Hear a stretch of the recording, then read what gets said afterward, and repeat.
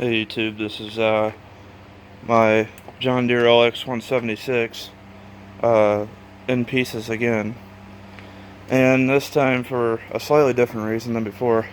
I got the engine going, the Kawasaki FC420V. These hoods are shit.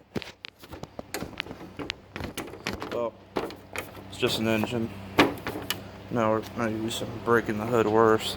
So, sorry, I was covering the camera. So, I have problems with this stupid drive system, and any of you who may have one and has changed the belt underneath probably knows that this thing is just way too complicated. You got one of these. I've went through two of these already after replacing the first one, and then what's left of this one, here's the bearing out of it. I don't even know if I could find the other one.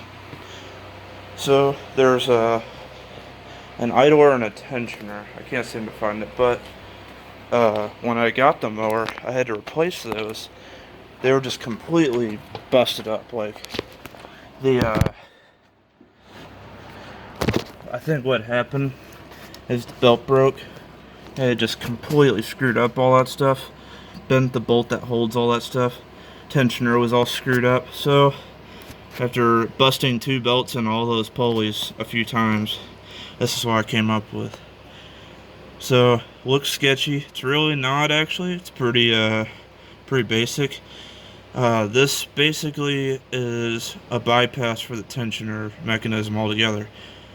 What I see being a problem on these is that when you engage and disengage the belt, I think that allows it to jump off the pulley whether your guides are good or not. Also, I had to replace those a couple times.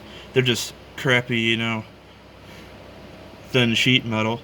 They don't hold up for nothing. You can bend them by hand pretty much.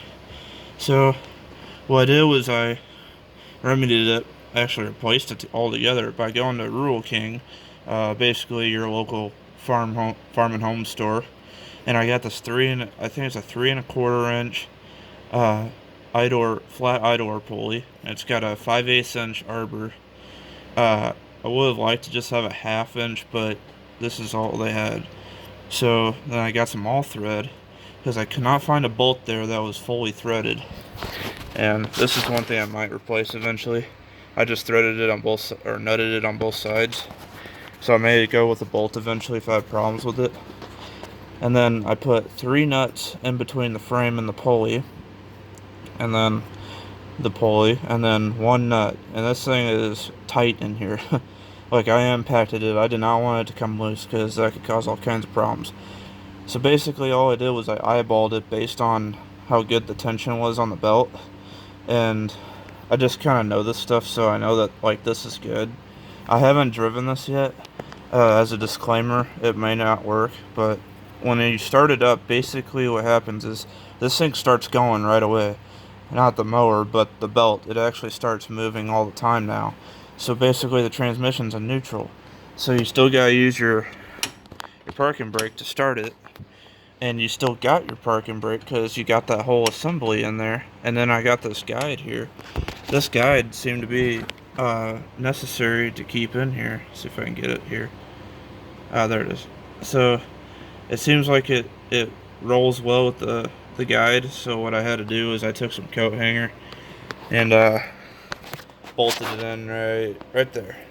And as you can see, when I actuate the parking brake, it has plenty of movement.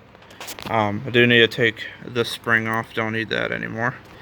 And so far it runs good. I mean, I've idled it for a few minutes total now, and we're gonna finally see how this does in about probably half an hour. I gotta I gotta finish up some things. I gotta put on the deck and the operator platform and the seat. I also gotta clean the carb again a little bit because I think something got in there and it's running a bit crappy now. But other than that, it seems like it's running pretty good.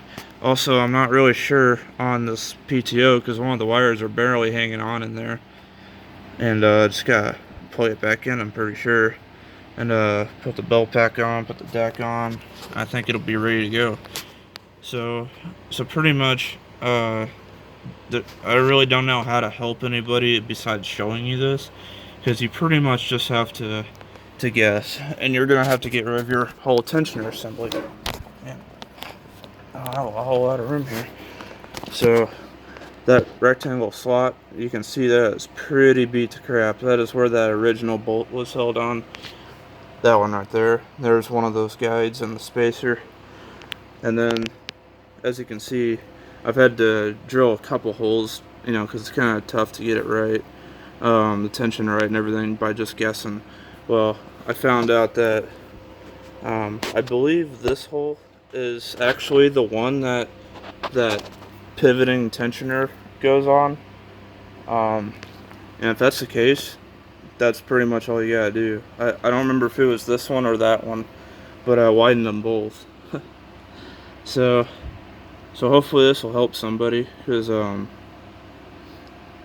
I don't know what I was thinking. I mean, this is the hole I use for the whole pulley assembly. This is just how I tied that. Yeah, that's the original hole that held that idler assembly on or whatever, and then I have it wired in so that it doesn't, you know, the guide doesn't fall down. If you're not careful, it'll just flop down towards the ground like that and cause all kinds of hell. So this thing is hopefully operational again, so I'll make a follow-up video, I guess, if I remember.